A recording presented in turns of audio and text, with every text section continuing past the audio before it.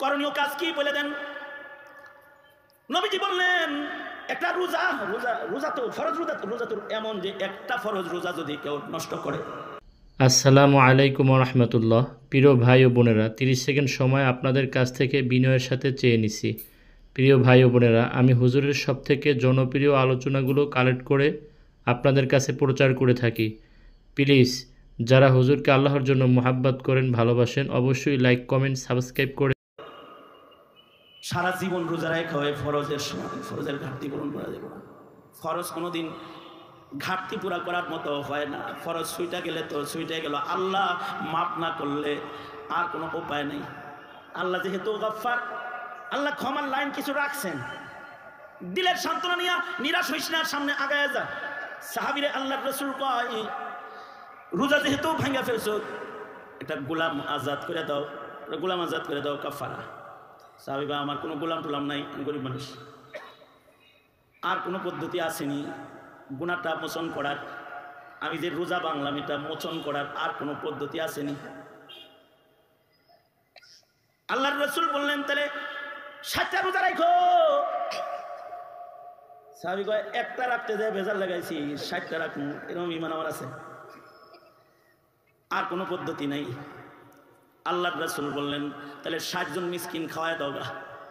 সাহাবী কয় আমি নিজেই মিসকিন, কাউরে খাওয়ানোর মতো টাকা পয়সা আমার নাই। আল্লাহর নবীর কাছে খেজুর আছে, আটা আছে, এক বস্তা, এগুলো ভর্তি বস্তা ভরা মাল আছে, খাদ্য আছে। এইগুলো আল্লাহর নবী সাহাবীকে হাদিয়া দিয়া বললেন এগুলো তোমার মালিক বানাইয়া দিলাম, রোজার কাফারা হিসেবে মাসাকিনদেরকে এটা দিয়া মেহমানদারি করা। সাহাবী বস্তাটা মাথায় নিয়ে হাইটা যায় আর কয় নবীজি গোটা মদিনা আমার দেখা আছে, আমার চাইতে বড় মিসকিন মদিনায় নাই, এগুলো আমার লাগবে। আল্লাহর রাসূল হেসে দিয়েছেন। নবীর হাসিটা দেখে সাহাবী আস্তে করে চলে গেছেন। সাহাবী কৌশলে হিকমতে হাসি দিয়া ক্ষমা তার নিশানাটা কিনা লইল। হাসিটা ক্ষমার নিশানা, এজাজতের নিশানা। এখানে বিয়েতে যদি ইজে নামতে যায় আর কয় এই তোরে বিয়া দিতেছি রাজি আছিস নি, কথা যদি নাও কয়, যদি হাসিয়া দেয়, তাহলে এটা একটা অনুমতি। আলহামদুলিল্লাহি ওয়া কাফা ওয়া সালামুন আলা ইবাদিহিল্লাযীনা ইসতাফা। أما بعد فأعوذ بالله من الشيطان الرجيم. بسم الله الرحمن الرحيم. وسارعوا إلى مغفرة من ربكم وجنة عرضها السماوات والأرض أعدت للمتقين. وقال النبي صلى الله عليه وسلم أعدت للمتقين ما لا عين رأت ولا أذن سمعت ولا خطر على قلب بشر، أو كما قال عليه الصلاة والسلام.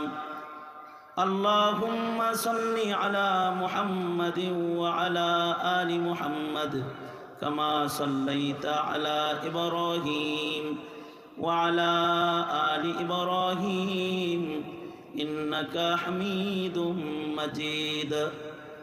اللهم بارك على محمد وعلى آل محمد كما باركت على إبراهيم وعلى آل إبراهيم إنك حميد مجيد. মানিকগঞ্জ জেলা ইমাম পরিষদের উদ্যোগে এবং মাদ্রাসা আয়েশা সিদ্দিকা রাদিয়াল্লাহু আনহা মাদ্রাসার হাফেজা ছাত্রীদের দস্তার সামনে রেখে যৌথ উদ্যোগে আয়োজিত দুদিনব্যাপী মহতী তাফসীরুল কুরআন মাহফিলের আজকের দ্বিতীয় রজনী মোহতারাম সভাপতি, উপস্থিত হযরত বুজুর্গ উলামায়ে কেরাম, সম্মুখবাণী সমবেত দিন প্রিয়, ইসলাম প্রিয়, দিনদার ইমানদার মুমিন মুসলমান ভাইয়েরা, পর্দার আড়াল থেকে আলোচনায় শামিল মা বোনেরা, আল্লাহর দরবারে শকর, আল্লাহ তাআলা দ্বীনি নসিহতের মজলিসে উলামাদের সোহবতে জান্নাতের বাগানে আমাদেরকে আল্লাহ তাআলা একত্রিত হওয়ার তৌফিক দান করেছেন। কালিমাতুশ শুকর পড়ে শুকরিয়া আদায় করি, জবান খুলে মুহাব্বতে বলুন আলহামদুলিল্লাহ। সংক্ষেপে কিছু কথা। এই পৃথিবীতে আমরা যারা আছি, আমরা থাকার নই, স্থায়ী নই, আমাদের গন্তব্য আলাদা। পৃথিবী ছেড়ে আখিরাতের দিকে সফর আছে। আমাদের পূর্বে যারা পৃথিবীতে এসেছে তারাও চলে গেছে, আমাদের পরে যারা আসবে তারাও চলে যাবে। এই যে দুনিয়াতে মানুষ আসে আর চলে যায়, চলে যাওয়ার সময় পৃথিবীর সব মানুষগুলো দুই ভাগ হয়ে যায়।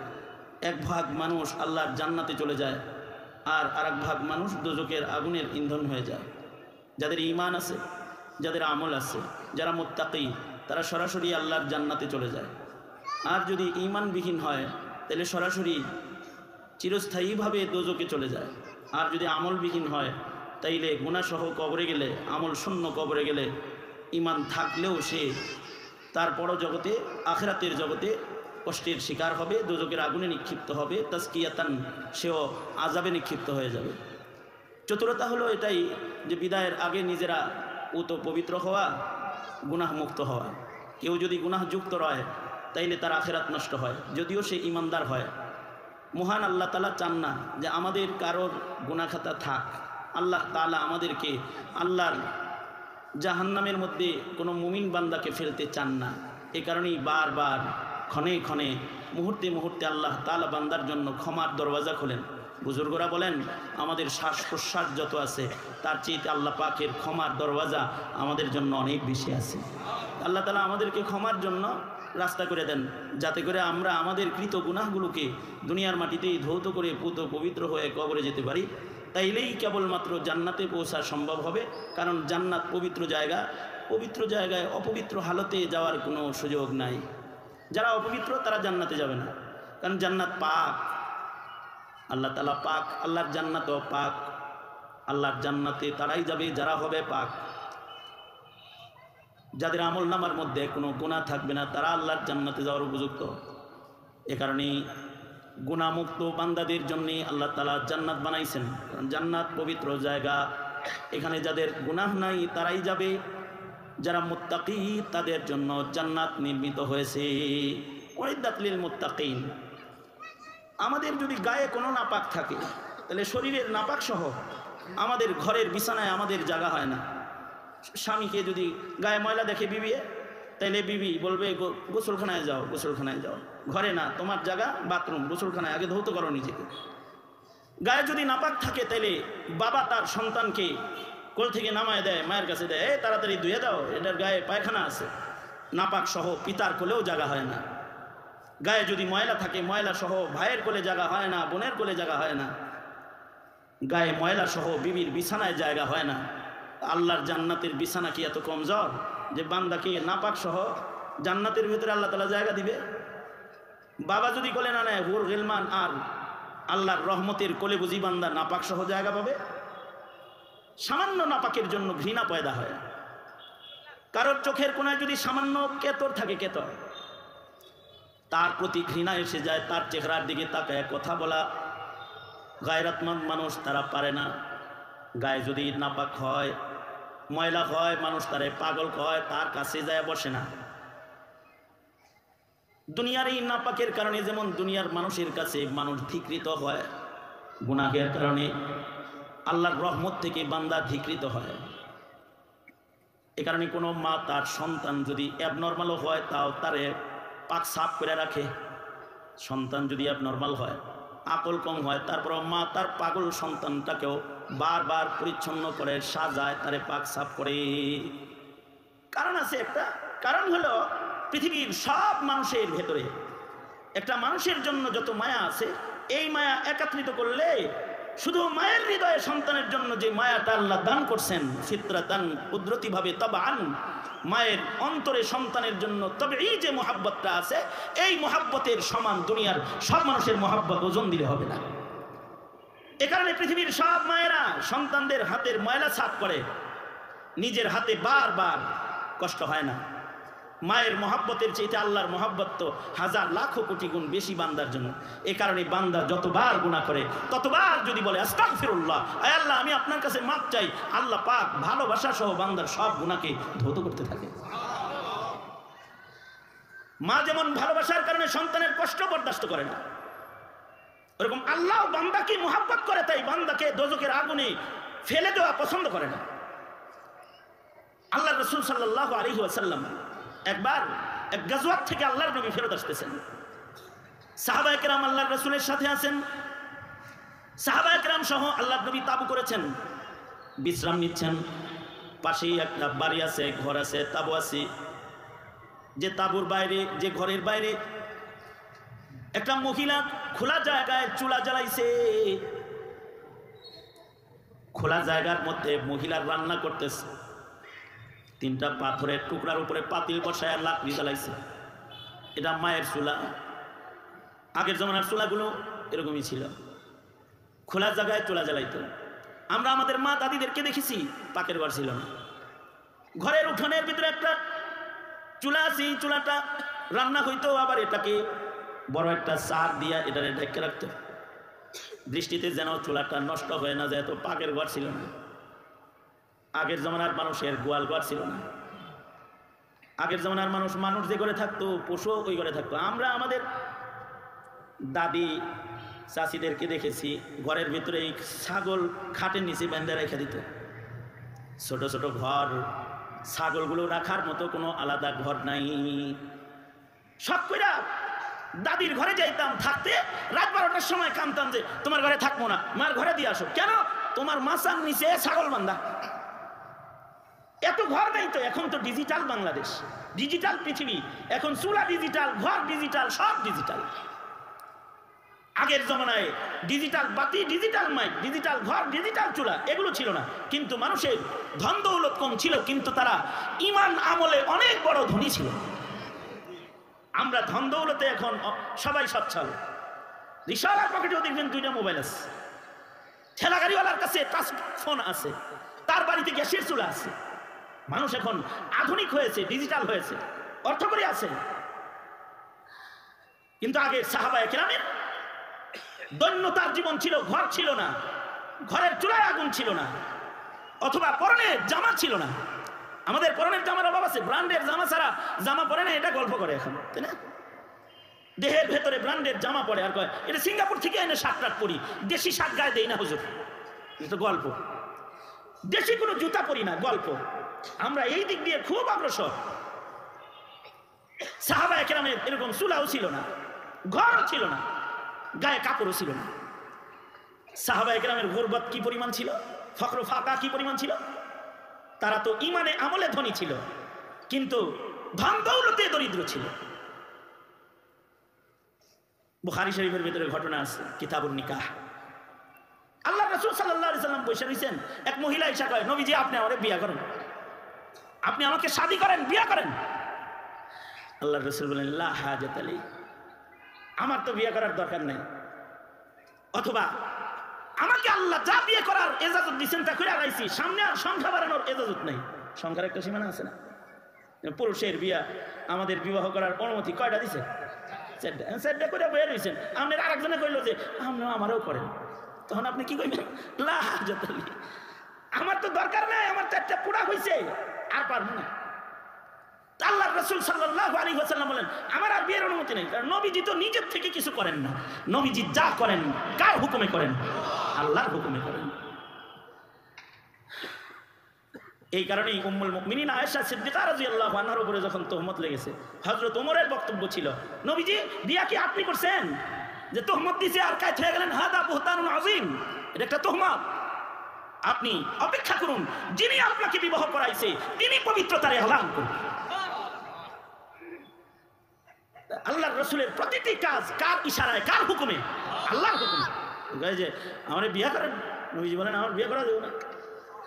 পাশেই একজন সাহাবী বসে আছে, হে কয় নবীজি আপনি যেহেতু করবেন না আমারে করায় দেন। সাহাবী চান্সটা লয়ে নিছে। আল্লাহর রাসূল বললেন ঠিক আছে যাও মোহর নিয়ে আসো। আমি গরিব মানুষ, আমার কোনো মোহর টর নাই।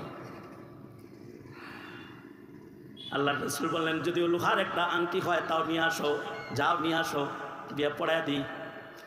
সাহাবী চলে গেল লোহার আংটি দাও। নবীজি বলছে একটা আংটি হইলো, এটারে মোহর বানায় বিয়ে পড়ায় দিব। সাহাবী ঘুরে আসে কয় আল্লাহর নবী আংটিও নাই, লোহার আংটিও নাই, এটা কি দিয়া মোহর বানায় বিয়ে করবা? সাহাবী কয় আমার লুঙ্গিটা দিয়ে দিই। আল্লাহর রাসূল বললেন তোর তাহবান লুঙ্গি দিয়ে দিলে তুই পড়বি কি? অর্থাৎ আমি বুঝাইতে চাই হলো মালে দৌলতে সাহাবীরা এইরকম গরিব ছিল যে লুঙ্গি ছাড়া আর কিছু নাই। এক সাহাবীরে সদকা দিছে আল্লাহর রাসূল, এটাও বুখারী শরীফে আছে। এক সাহাবী দিনের বেলায় বিবির সাথে রমজান মাসে সহবাস করে ফেলছে, রোজা ভেঙে গেছে। সাহাবী তো রোজা ভেঙে গেছে, পেরেশান হয়ে গেছে। এখন তো মদ খেয়ে পেরেশান হয় না, জেনা করে পেরেশান হয় না, খুন করে পেরেশান হয় না। হাসিনা হাজার হাজার খুন করেও পেরেশান না। সাহাবী একটা রোজা ভেঙে পেরেশান, কারণ কি? তাকওয়াল্লাহ, আল্লাহর ভয়। এ কারণেই তারা জান্নাতি। সাহাবী বলে, আল্লাহর নবী রোজা নষ্ট করে ফেলেছি, এই অপরাধটা নিয়ে আমি কবরে যাইতে চাই না। করণীয় কাজ কি বলে দেন। নবীজি বললেন, একটা রোজা রোজা রোজা তো ফরজ, রোজা তো এমন যে একটা ফরজ রোজা যদি কেউ নষ্ট করে, সারা জীবন রোজা রেখে হয় ফরজের সমান, ফরজের ঘাটতি পূরণ করা যাবে না। ফরজ কোনোদিন ঘাটতি পুরা করার মতো হয় না। ফরজ সুইটা গেলে তো সুইটা গেল, আল্লাহ মাপ না করলে আর কোনো উপায় নেই। আল্লাহ যেহেতু গফফার, আল্লাহ ক্ষমার লাইন কিছু রাখছেন। দিলের সান্ত্বনা নিয়ে নিরাশ হইস না, সামনে আগায় যা। সাহাবীরে আল্লাহর রাসূল কয়, রোজা যেহেতু ভাঙা ফেলছো, এটা গোলাম আজাদ করে দাও, গোলাম আজাদ করে দাও কাফারা। সাহাবী বা আমার কোনো গোলাম টোলাম নাই, আমি গরিব মানুষ, আর কোনো পদ্ধতি আসেনি গুনাহটা মোচন করার, আমি যে রোজা ভাঙলাম এটা মোচন করার আর কোনো পদ্ধতি আসেনি। আল্লাহর রাসূল বললেন, তাহলে 60টা রোজা রাখো। সাহাবী কয়, একটা রাখতে যায় ভেজাল লাগাইছি, 60টা রাখুন, এরকম ইমান আমার আছে, আর কোনো পদ্ধতি নাই। আল্লাহর রাসূল বললেন, তাহলে 60 জন মিসকিন খাওয়ায় দাও গা। সাহাবী কয়, আমি নিজেই মিসকিন, কাউরে খাওয়ানোর মতো টাকা পয়সা আমার নাই। আল্লাহর নবীর কাছে খেজুর আছে, আটা আছে, এক বস্তা, এগুলো ভর্তি বস্তা ভরা মাল আছে, খাদ্য আছে। এইগুলো আল্লাহর নবী সাহাবীকে হাদিয়া দিয়া বললেন, এগুলো তোমার মালিক বানাইয়া দিলাম, রোজার কাফারা হিসেবে মাসাকিনদেরকে এটা দিয়া মেহমানদারি করেন। সাহাবী বস্তাটা মাথায় নিয়ে হাইটা যায় আর কয়, নবীজি গোটা মদিনা আমার দেখা আছে, আমার চাইতে বড় মিসকিন মদিনায় নাই, এগুলো আমার লাগবে। আল্লাহর রাসূল হেসে দিয়েছেন। নবীর হাসিটা দেখে সাহাবী আস্তে করে চলে গেছেন।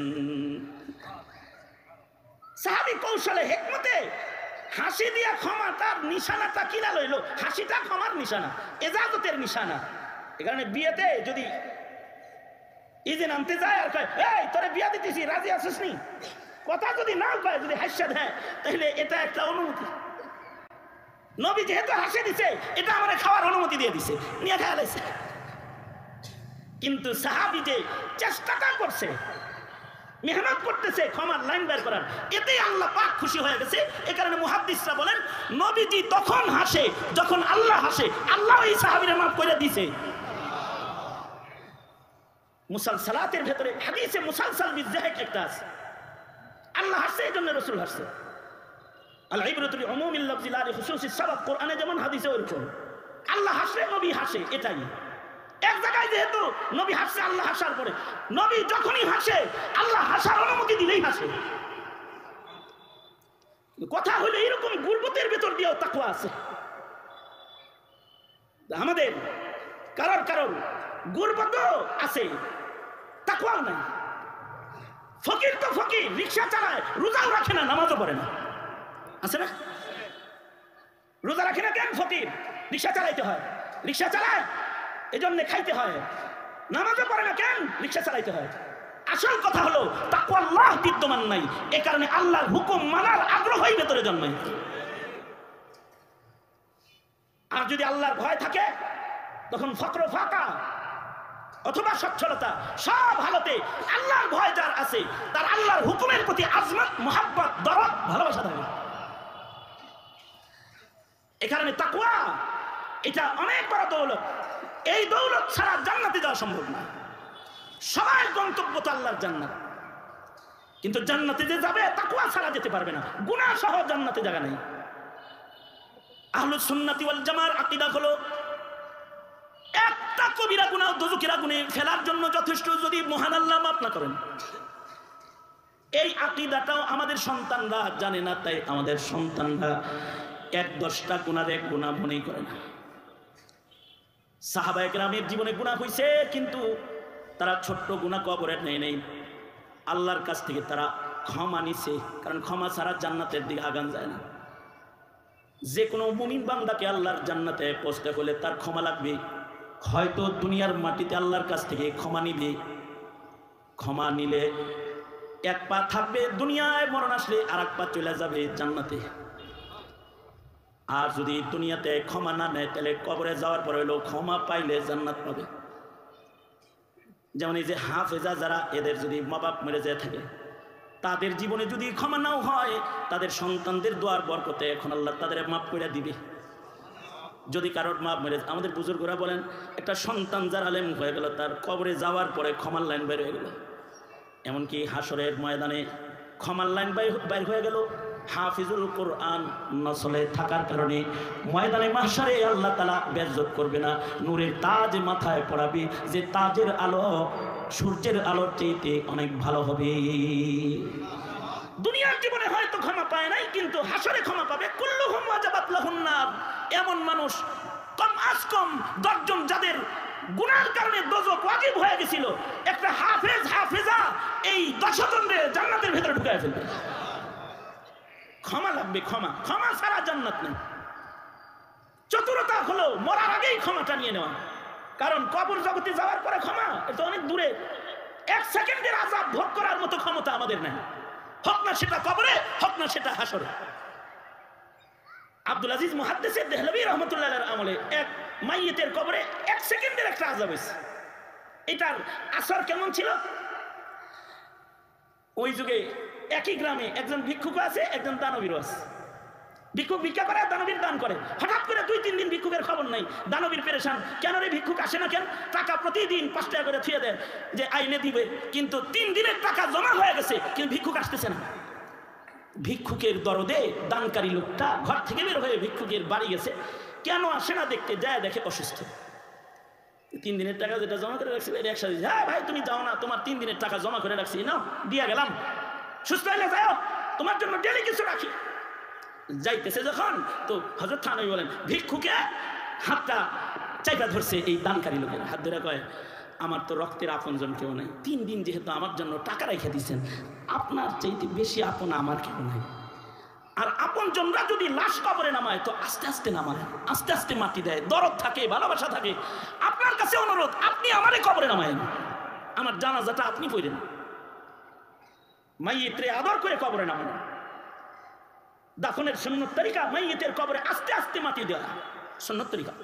ধুমধাম কোদাল ভৈরা ভৈরা মাটি ধিম ধাম ফেলতে নাই, মাইয়িতের কষ্ট হয়। আপনি আমারে আদর করে একটু কবরে নামায়েন, আপনি আমার আপনজন।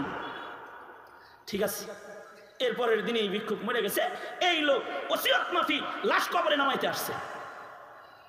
জানাজা পয়রা লাশ তো কবরে নামাইছে, বুক পকেটে সরকারি একটা কাগজ ছিল, দাফন করার সময় সরকারি কাগজটা কবরের ভেতরে তার অজান্তে পড়ে গেছে, উঠে পড়ছে।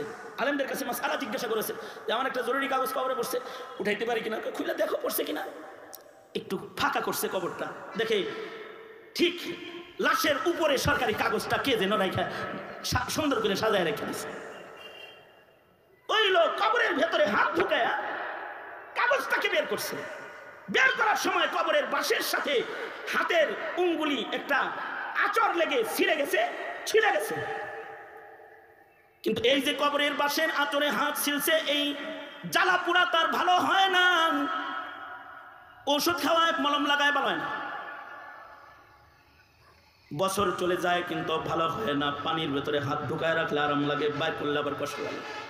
লোকেরা বলে মুহাদ্দিসে দেহলভী, তার কাছে যাও, তারে দিয়ে দোয়া করাও। অলি বুজুর্গ মানুষ, অলিদের দোয়া আল্লাহ কবুল করে। অলিদের দোয়া কে কবুল করে?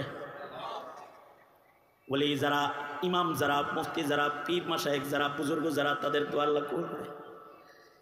এক জমানায় নবীদের দোয়া দিতে মানুষ যাইতো, কারণ নবীদের দোয়া কবুল। নবীরা দোয়া করলেও কবুল হয়, বদদোয়া করলেও কবুল হয়। নবীর মুখ দিয়ে যদি কিছু বের হয়, মহান আল্লাহ ওইটা গ্রহণ করে লয়, বদদোয়া হইলে ওইটাও কবুল করে লয়। নবীরা আল্লাহর মনোনীত কাফেলা, এ কারণে নবীদের কাছে মানুষ দোয়া নিত। আমাদের নবী আলাইহিস সালামের কাছে দোয়া দিতে সাহাবী আসছে, বুখারী শরীফে আছে, এক সাহাবী আয়েশা বলে, ও আল্লাহর নবী, আমার মৃগী রোগ আপনি একটু দোয়া করে দেন, রোগটা যেন ভালো হয়ে যায়। আল্লাহর রাসূল বললেন, দোয়া নিবা না জান্নাত নিবা? সবর করবা। দোয়া নিবা, সুস্থ হইবা না? সবর করবা। যদি দোয়া নাও তাহলে আমি দোয়া করবো, তুমি সুস্থ হয়ে যাবে। আর যদি সবর করো তাহলে জান্নাত পাইবা। আমরা তো জান্নাত বুঝি না, ওটা তো বাকি। সাহাবী জান্নাত বুঝি। ওয়াসারিউ ইলা মাগফিরাতিন মির রাব্বিকুম ওয়া জান্নাতিন আরদুহাস সামাওয়াতু ওয়াল আরদু উইদ্দাত লিল মুত্তাকিন। সাহাবীরা তো ক্ষমার দিকে দৌড়াইতো, জান্নাতের দিকে দৌড়াইতো। সবর করলে জান্নাত পাওয়া যাবে। এটা শোনার পরে কয়, আমার দোয়া লাগবে না, আমি দোয়া চাই না, আমি জান্নাত চাই। কারণ নবী বলছে সবর করলে জান্নাত পাওয়া যাবে। নবী কোনো কথা নিজের থেকে বলে না, তার মানে এটা আল্লাহর পক্ষ থেকে কথা দিয়েছে। সাহাবী এটা গ্রহণ করে নিয়েছে, বলে না নবী, আমার দোয়া লাগবে না, আমি সবর করব। অসুখ বিসুখে সবর করলে লাভ আছে, কারণ মুমিনের অসুস্থতার দ্বারা মাগফিরাত আসে। কেউ যদি অসুস্থ থাকে তার গুনাহ মাফ হয়, কেউ যদি অসুস্থ রয় তার দারাজাত বুলন্দ হয়, কেউ যদি অসুস্থ রয় তার উপরে ফেরেশতারা খুশি হয়, কেউ অসুস্থ হালতে যদি সবরে কাটায় আল্লাহ তার উপরে খুশি হয়ে যায়। এবং অসুস্থ অবস্থায় ফেরেশতাদের দোয়ার মতো অসুস্থ রোগীর দোয়া কবুল হয়। এ কারণে অসুখ বিসুখে সবর করা। কারণ সুস্থ যে আল্লাহ রাখলো 360 দিন, 5 দিন জ্বর রাখছে, তাতে কি এটার উপরেও রেজা বিল কাদার, সন্তুষ্ট থাকা। আমার তো এক মুহূর্ত কষ্ট আসতে পারে, সবর হইতে চায় না, কিন্তু আল্লাহর সারা বছরের মেহমানদারি করলো, একটু কষ্ট দিল, এখন সবর করে রেজা বিল কাদার, আল্লাহর সন্তুষ্টিকে প্রকাশ করো। তাইলে রেজা বিল কাদার এটা ঈমানের একটা রং। যাদের ভেতরে রেজা বিল কাদার ভালো, তাদের ঈমান ভালো। কোরআনে হাকিমে হযরত লুকমানের নামে সূরা আছে। কোরআনে হাকিম হযরত লুকমান আলাইহিস সালাতু ওয়াস সালাম, ওনাকে ওনার মনিবে একবার বলল যে, লুকমান 2টা ফল নিয়ে আসো। উনি যে ফল বাগানটা পাহারা দিতেন, ফল লয়ে আসে। মনিবে কয়, লুকমান তুমি আগে খাও। হযরত লুকমান ফল খাইলেন, নিজের হাতে মনিবে লুকমান রে ফল দিছে, খাইলেন। ফলটা খুব তিতা ফল ছিল, টক টক টক। খাইতেছে লুকমান, কিন্তু মুখ বাঁকা করে না। মিঠা ফল যেমন খায়, শুকা ফলটা ওইভাবেই খাইতেছে। মনিবে কতক্ষণ পরে ঝুড়ির থেকে একটা ফল নিয়ে নিজে কামড় দিছে। কামড় দিয়ে তো দাঁতের ভিতরে টক লেগে যাবে, কি রে, মুখ বাঁকা তেরা করে ফেলছে। মনিব বলে, লুকমান তুমি যেটা খাইলে ওটা টক ছিল না? ছিল তো, তাই কি একটু মুখ যে বাঁকাও করলা না? হযরত লুকমান বলে, আমার যেই মনিব সারা বছর মিঠা ফল খাওয়ায়, আজকে নিজের হাতে একটা টক ফল দিছে, এটা মুখে দিয়ে যদি মুখ বাঁকা করি, এটা নাশুকরি হয়ে যাবে না?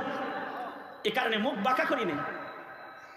এ কারণে অসুস্থ বদনেও বুজুর্গরা হাসে, বুজুর্গরা অসুস্থ বদনেও সবর করে। মুমিনে খাস যারা, তারা অসুস্থতায় ধৈর্যহারা হয়ে যায় না। কারণ অসুস্থতায় ধৈর্য ধরলেও গুনাহ মাফ হয়, আল্লাহর জান্নাত পাওয়া যায়। আল্লাহর রাসূল বললেন, সবর করো জান্নাত পাইবা। জি সবর করলাম। চলে যাইতেছে, যাওয়ার আগ দিয়া মহিলা আল্লাহর রাসূলকে বলে, আল্লাহর নবী ঠিক আছে সবর তো করবো, কিন্তু আমার রোগটা তো মৃগী রোগ, আমি অজ্ঞান হয়ে যাই, তখন আমার গায়ের সতর ঠিক থাকে না, কাপড় ঠিক থাকে না, আপনি দোয়া করে দেন আমি অসুস্থ অবস্থায় যেন আমার সতর কেউ না দেখে। আগের মুমিনেরা সতর খুললে লজ্জা পাইত, আজাব দুনিয়া এখন সতর ঢাকতে লজ্জা পায় শিক্ষিত নারীরা। বোরকা পড়তে লজ্জা পায়, সতর ঢাকতে লজ্জা পায়, উড়না পড়তে শরম পায়। কিরম খবিসের খবিস চিন্তা করে দেন। আর এই মহিলা বলে, আল্লাহর নবী আমার সতর খুলে যায়, আপনি আমার জন্য দোয়া করেন, আমার সতর যেন কেউ না দেখে।